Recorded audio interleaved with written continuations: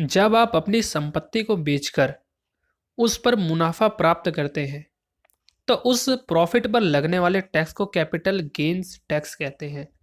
जैसे कि जमीन, मकान, सोना, शेयर, बॉन्ड्स वगैरह को बेचने पर मिलने वाला प्रॉफिट कैपिटल गेन कहलाएगा। और फिर उस कैपिटल गेन पर जो टैक्स लगेगा उसे कैपिटल गेन टैक्स कहेंगे। जमीन, मकान, दुकान या कोई अन्य अचल संपत्ति, इमूवेबल प्रॉपर्टी, जिसे हिलाया ना जा सके, खरीदकर 2 साल के पहले बेचने पर जो मुनाफा होता है उस पर short term capital gain tax लगता है। 2 साल के बाद बेचने पर होने वाले प्रॉफिट पर जो टैक्स लगेगा उसे long term capital gain tax कहते हैं। शेयर खरीदने की तारीख से 1 साल के अंदर बेच देने पर जो मुनाफा होता है उस पर लगने वाले टैक्स को short term capital gain tax कहते हैं।